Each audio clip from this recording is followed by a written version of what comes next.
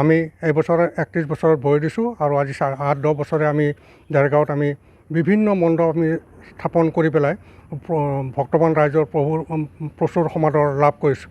এই বছৰো দেখিছোঁ আমাৰ ইয়াত লাখ লাখ মানুহৰ সমাগম হ'বগৈ আৰু অইন বছৰ এই বছৰো আমাৰ লাখ লাখ মানুহৰ সমাগম হ'ব। আমি এই বছৰ আমি কেদাৰনাথ মন্দিৰৰ আৰ্হিত আমি মণ্ডপটো স্থাপন কৰিছোঁ। আশা ৰাখিছোঁ বহুত মানুহে আমাৰ কেদাৰনাথ মন্দিৰৰ যিসকলে কেদাৰনাথ মন্দিৰ দেখা নাই তেখেতসকলে আহি পেলাই ইয়াত কেদাৰনাথ মন্দিৰ দৰ্শন কৰিব পাৰিব। আৰু এই বছৰ আমাৰ ইয়াতে আমাৰ আৰু এটা কথা আছে, এই বছৰ আমি সাংস্কৃতিক সন্ধিয়াৰো আয়োজন কৰিছোঁ। জে.পি. দাস ডাঙৰীয়া তেখেতে আহি পেলাই ইয়াত আমাৰ সংগীত পৰিৱেশন কৰিব। আৰু আমি ইয়াত যিটো পূজা পাতিম, চৰকাৰৰ যিটো নিয়ম নীতি আছে, সেই নিয়ম নীতিৰে আমি সুন্দৰভাৱে পূজা পাতিবলৈ যত্ন কৰিম। এইবাৰ দেৰগাঁৱতে কেদাৰনাথ চাবলৈ পাব। তাকে ভাবিছোঁ মানুহ কিমান হয়, কি এটা 4 লাখ 5 লাখ মানুহ হ'ব লাগে। আৰু পূজা বুলি ক'লে দেৰগাঁও এইখন পূজাত দেখোন লাখ লাখ মানুহৰ সমাগম হয়। এইবাৰো লাখ লাখ মানুহ সমাগম হ'ব। আমাৰ কেনেকুৱা লাগিছে? এতিয়া ভালেই লাগিছে।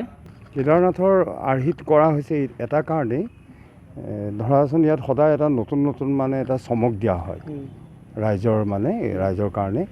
এইবাৰ মানে আমি কেদাৰনাথটো এইটো কাৰণেই কৰিলোঁ, বহুতেতো কেদাৰনাথ দেখাও নাই আৰু মই ভাবোঁ যে ইয়াত আহি পেলাই তেওঁলোকে কেদাৰনাথটো উপভোগ কৰিব পাৰিব মন্দিৰৰ ভক্তগণ। আৰু মালিকো আছে। ইয়াত কি কি কৰা হ'ব? ইয়াত আপোনাৰ ভিতৰত যিটো আপোনাৰ কেদাৰনাথৰ ফিল্ডটো আহিব, মানে ইয়াত আকৃতিটো একেই ছেম হ'ব। ক'ৰ পৰা আহিছে? বোকাজানৰ পৰা। কি নাম? মালিকৰ নাম হ'ল দেৱভূমিক। দিনে নিশাই লাগি আছে। দিনে নিশা লাগি আছে। যথেষ্ট আকৰ্ষণ হ'ব। যথেষ্ট আকৰ্ষণ হ'ব। মানুহ চাই ভাল পাব। হয়, যোৱা কেইবছৰৰ দৰে এইবছৰো আমি এটা চমক দিবলৈ যত্ন কৰিছোঁ। আমাৰ ওচৰৰ যিমান ৰাইজ আছে, যোৰহাট, গোলাঘাট, প্ৰতি বছৰে ইয়াত মাৰ দৰ্শন কৰিবলৈ আহে।